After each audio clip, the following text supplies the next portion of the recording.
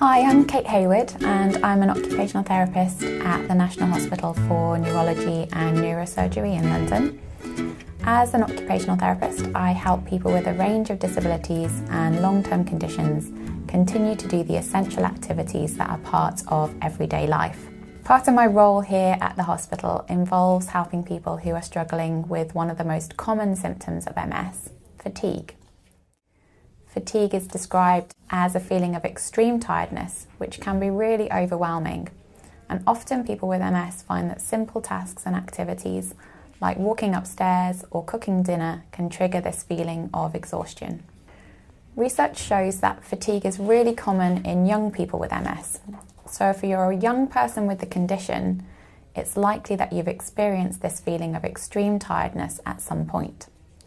But at a time in your life when you're juggling homework, coursework, assignments, revising for exams, and seeing friends, how can you manage your fatigue on top of all that?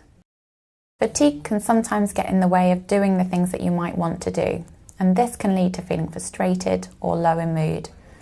To help with this, I'm going to talk through a few of my tips for dealing with fatigue when you're at school or college. Tip 1, plan ahead.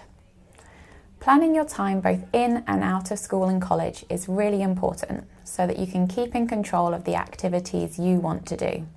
Using a timetable can help with this. Allocate set times for doing your homework in short bursts with rest breaks in between, and try to do it in advance so that you don't need to rush at the last minute. Make sure you allocate times for exercise and fun activities too, as this helps to improve your exercise tolerance and mood, which has a positive impact on fatigue levels. When you plan ahead, think about times and activities where you can save energy so that you can do other things later. For example, having a locker at school rather than carrying a heavy bag all day could save energy, which you could use later to go out with friends.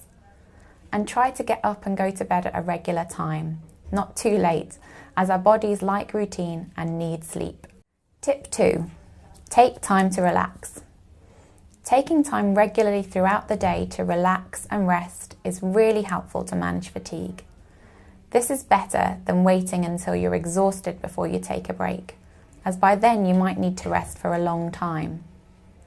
Rest breaks top up your energy levels, making it easier for you to concentrate on your work.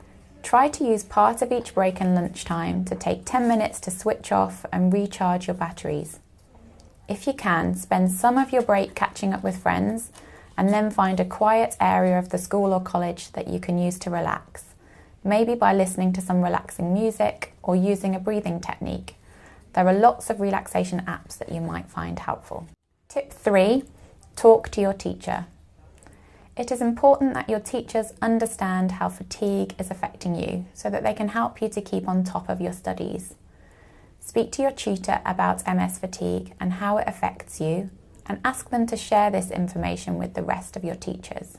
Make sure they know if you're having a particularly bad day so that they can give you extra rest breaks if you need them. Most schools have disability student advisors or special educational needs coordinators who you can talk to about support you may need to manage your fatigue.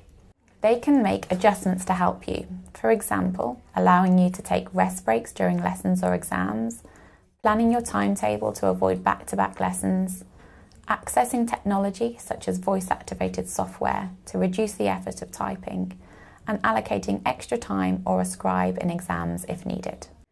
Tip 4, talk to your friends and family.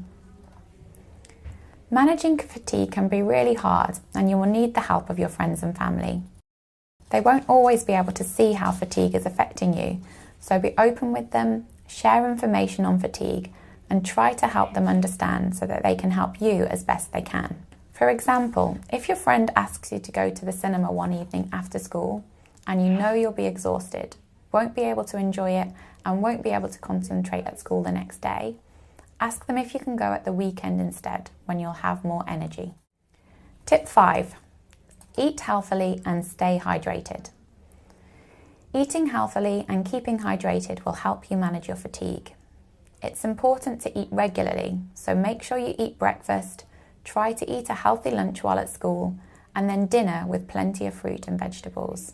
Try to avoid sugary snacks and energy drinks, as although these may give you a short burst of energy, you will then have a sudden drop in sugar levels, which can increase fatigue. Drink plenty of water to keep you hydrated, and try to avoid caffeinated drinks, especially later in the day.